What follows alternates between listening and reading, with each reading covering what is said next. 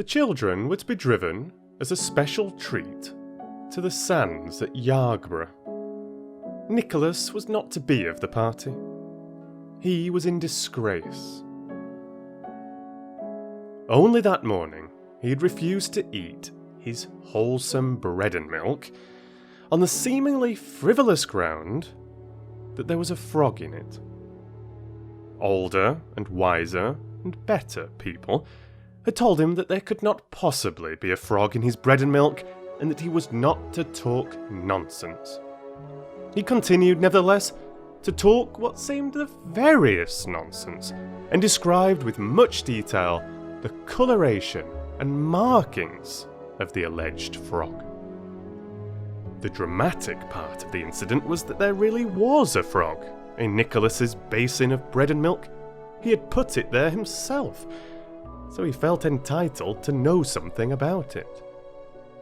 The sin of taking a frog from the garden and putting it into a bowl of wholesome bread and milk was enlarged on at great length, but the fact that stood out clearest in the whole affair as it presented itself to the mind of Nicholas was that the older, wiser, and better people had been proved to be profoundly in error in matters about which they had expressed the utmost assurance. "You said there couldn't possibly be a frog in my bread and milk. There was a frog in my bread and milk," he repeated with the insistence of a skilled tactician who does not intend to shift from favourable ground. So, his boy cousin and girl cousin, and his quite uninteresting younger brother, were to be taken to Yargborough Sands that afternoon, and he was to stay at home.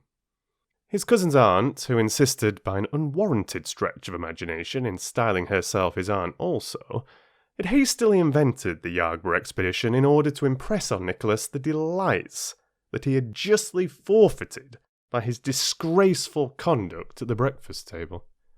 It was her habit, whenever one of the children fell from grace, to improvise something of a festival nature from which the offender would be rigorously debarred.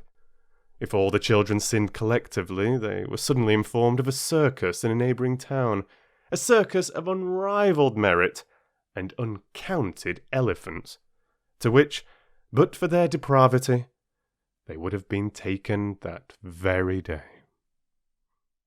A few decent tears were looked for on the part of Nicholas when the moment for the departure of the expedition arrived. As a matter of fact, however, all the crying was done by his girl cousin, who scraped her knee rather painfully against the step of the carriage as she was scrambling in. "How she did howl!" said Nicholas cheerfully, as the party drove off without any of the elation of high spirits that should have characterized it. "She'll soon get over that," said the soi-disant aunt. "It will be a glorious afternoon for racing about over those beautiful sands.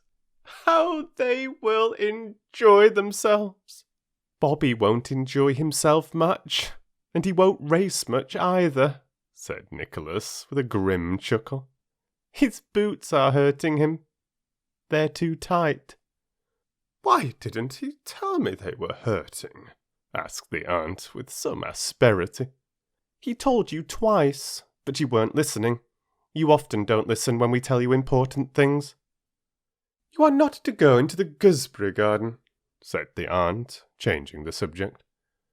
"Why not?" demanded Nicholas. "Because you are in disgrace," said the aunt loftily. Nicholas did not admit the flawlessness of the reasoning. He felt perfectly capable of being in disgrace and in a gooseberry garden at the same moment. His face took on an expression of considerable obstinacy. It was clear to his aunt that he was determined to get into the gooseberry garden, "only," as she remarked to herself, "because I have told him he is not to." Now the gooseberry garden had 2 doors by which it might be entered, and once a small person like Nicholas could slip in there, he could effectually disappear from view amid the masking growth of artichokes, raspberry canes, and fruit bushes. The aunt had many other things to do that afternoon, but she spent an hour or 2 in trivial gardening operations among flower beds and shrubberies, whence she could watch the 2 doors that led to the forbidden paradise. She was a woman of few ideas, with immense powers of concentration. Nicholas made one or two sorties into the front garden, wriggling his way with obvious stealth of purpose towards one or other of the doors, but never able for a moment to evade the aunt's watchful eye. As a matter of fact, he had no intention of trying to get into the Gooseberry Garden, but it was extremely convenient for him that his aunt should believe that he had. It was a belief that would keep her on self-imposed sentry duty for the greater part of the afternoon. Having thoroughly confirmed and fortified her suspicions, Nicholas slipped back into the house and rapidly put into execution a plan of action that had long germinated in his brain. By standing on a chair in the library, one could reach a shelf on which reposed a fat, important-looking key. The key was as important as it looked. It was the instrument which kept the mysteries of the lumber room secure from unauthorized intrusion, which opened a way only for aunts and such-like privileged persons. Nicholas had not had much experience of the art of fitting keys into keyholes and turning locks, but for some days past he had practised with the key of the schoolroom door. He did not believe in trusting too much to luck and accident. The key turned stiffly in the lock, but it turned. The door opened, and Nicholas was in an unknown land, compared with which the Gooseberry Garden was a stale delight, a mere material pleasure.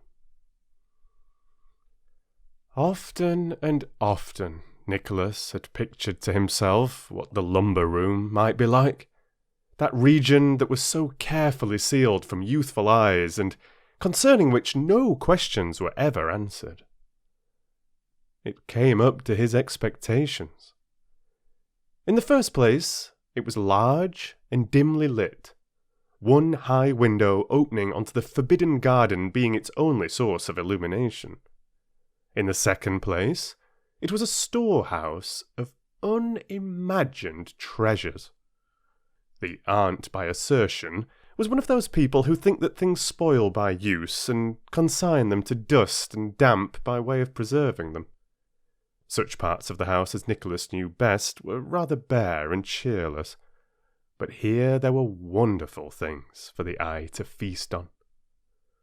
First and foremost, there was a piece of framed tapestry that was evidently meant to be a fire screen. To Nicholas, it was a living, breathing story. He sat down on a roll of Indian hangings, glowing in wonderful colours beneath a layer of dust, and took in all the details of the tapestry picture.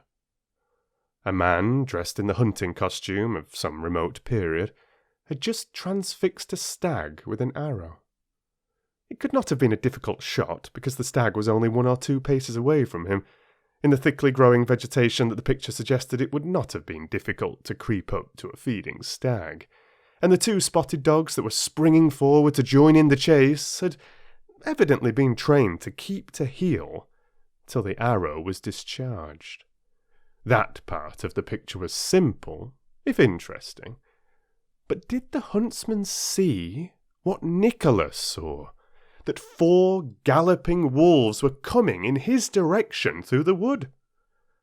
There might be more than 4 of them, hidden behind the trees, and in any case, would the man and his dogs be able to cope with the 4 wolves if they made an attack? The man had only 2 arrows left in his quiver, and he might miss with 1 or both of them. All one knew about his skill in shooting was that he could hit a large stag at a ridiculously short range.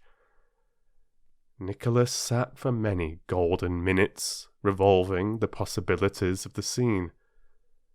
He was inclined to think that there were more than 4 wolves, and that the man and his dogs were in a tight corner.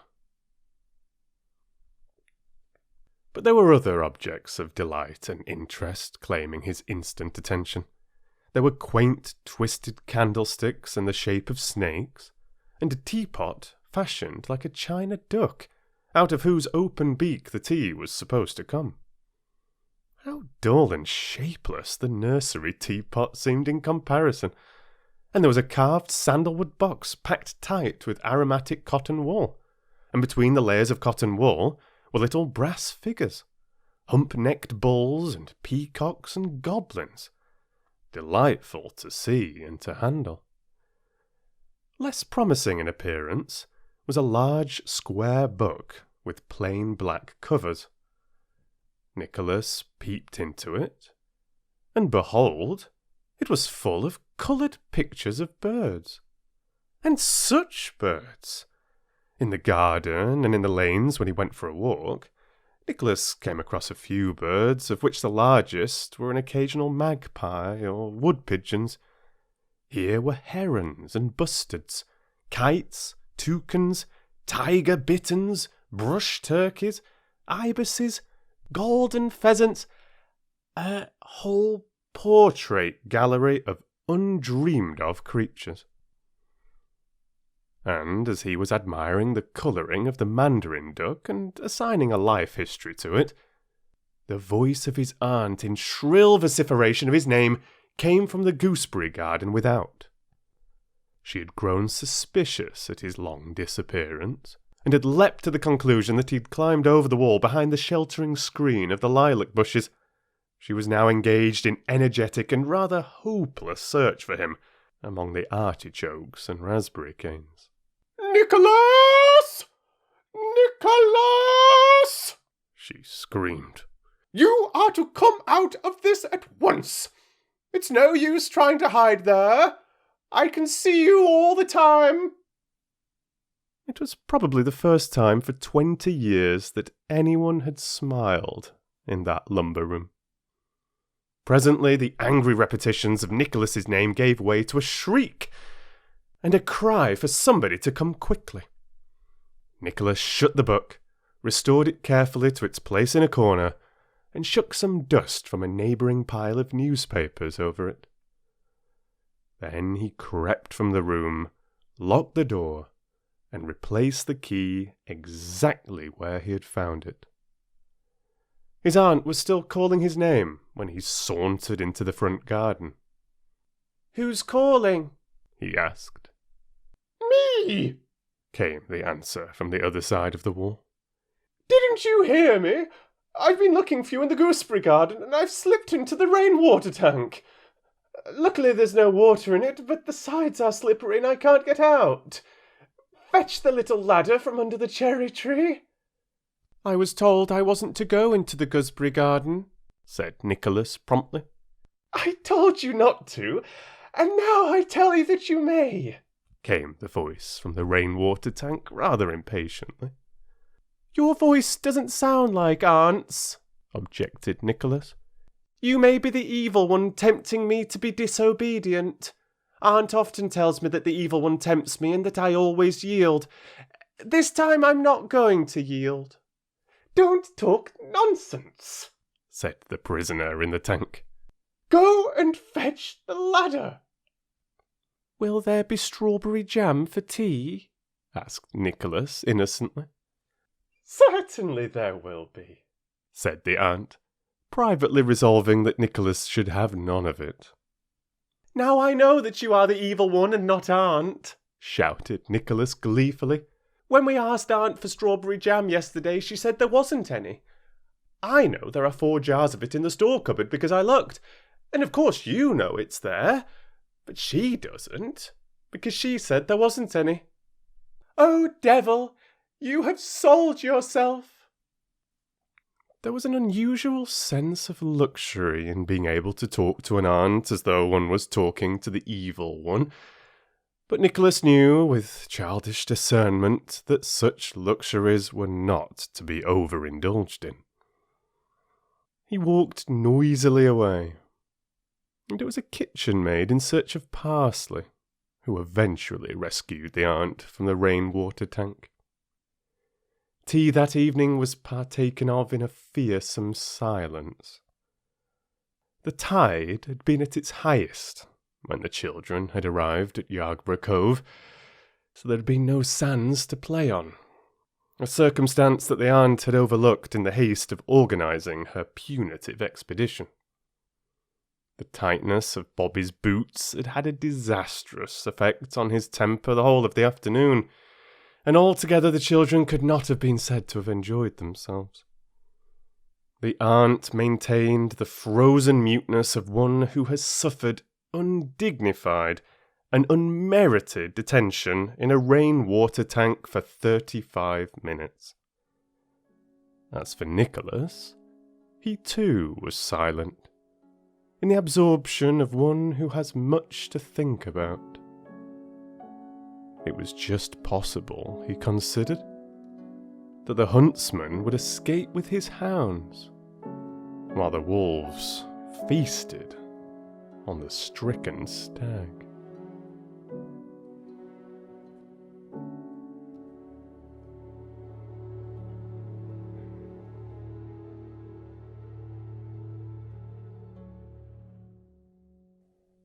Thank you so much for listening. That was The Lumber Room, published in 1914 by Saki. Saki being the pen name of Hector Hugh Monroe, a very popular British writer, famous for his witty and mischievous stories, and someone said to have particularly mastered the art of the short story. And here we had one of his popular short stories today. The Lumber Room was in fact commissioned by a Fox fan of mine, someone who has particularly enjoyed A Little Princess, among other things that I've read on this channel. She wanted to hear me bring this one to life and decided to contact me to see if this was possible. She told me that someone had told her something from their own childhood that reminded her of this story by Saki. I found the whole thing extremely charming. She made an extremely generous contribution, so really humbling, a lovely experience all round. So thank you so very much to Ursula. If you have something particularly on the shorter side, ideally from the public library and older classic work, so to speak, do get in touch with me. You can send an email to redfoxvoice@gmail.com and I'll see what I can do. Let me know in the comments what you thought of that particular story. Was it one that you were familiar with previously? Are you familiar with Saki, or was this something completely new and fresh for you? It's always really interesting to hear your side of the tale. Thank you to all of you that do help support what I do, whether through PayPal, Patreon, YouTube membership, Super Chats. It's really wonderful. I appreciate it massively. Thank you to you all. Thank you all for being here. I hope you come back for more. My name's Stephen Garnett. Read to you soon.